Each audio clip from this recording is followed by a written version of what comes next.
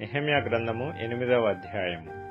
7వ నెల రాగా ఇశ్రాయేలీలు తమ పట్టణములలో నివాసులయ్యుండిరి.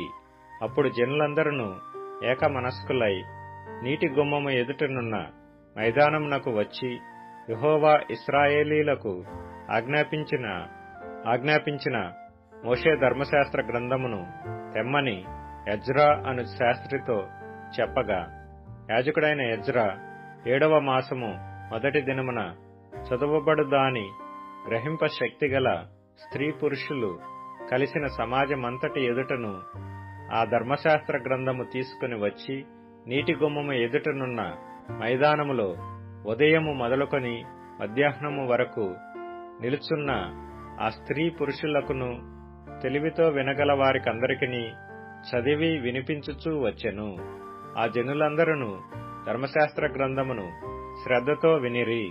అంతటా శాస్త్రియగు ఎజ్రా ఆ పని కొరకు కర్రతో చేయబడిన ఒక పీఠము మీద నిలవబడెను.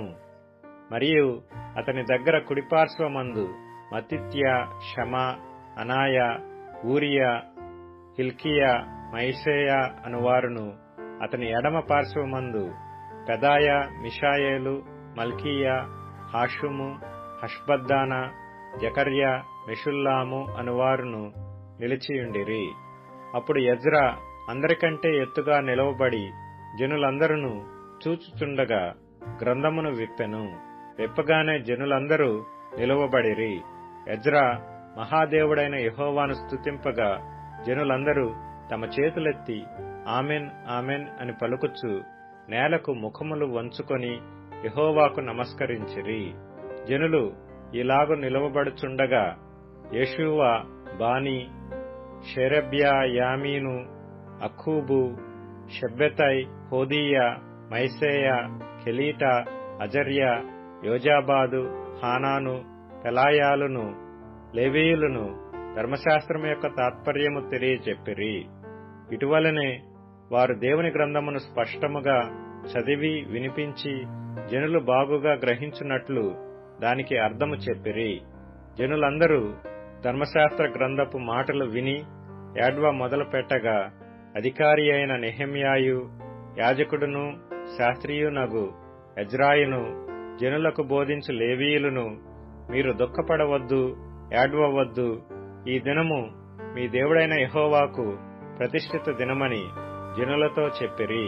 మరియు అతడు వారితో నిట్లనెను, పదండి, క్రొవ్విన మాంసము భక్షించుడి, మధురమైన దాని పానము చేయుడి.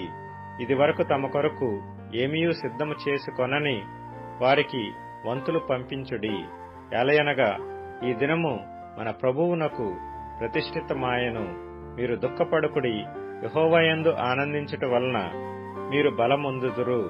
అలాగున లేవీయులు జనులందరినీ ఓదార్చి, మీరు దుఃఖము మానుడి, ఇది పరిశుద్ధ దినము, మీరు దుఃఖపడకూడదని వారితో అనిరి.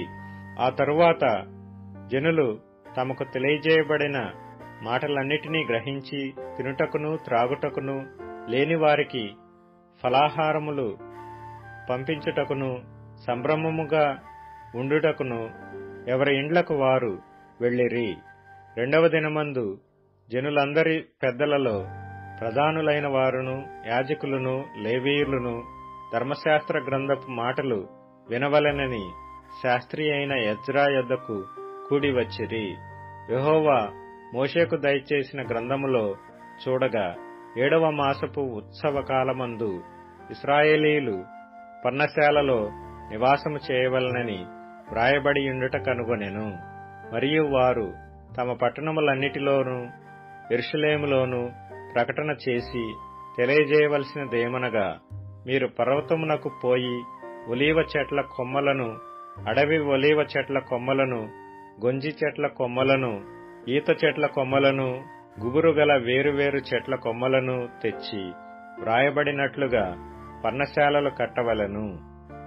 ఆ ప్రకారమే జనులు పోయి కొమ్మలను తెచ్చి జనులందరూ తమ తమ ఇండ్ల మీదను, తమ లోగిళ్లలోనూ, దేవమందిరపు ఆవరణంలోనూ, నీటి గుమ్మపు వీధిలోనూ, ఎఫ్రాయిము గుమ్మపు వీధిలోనూ పర్ణశాలలు కట్టుకొనిరి.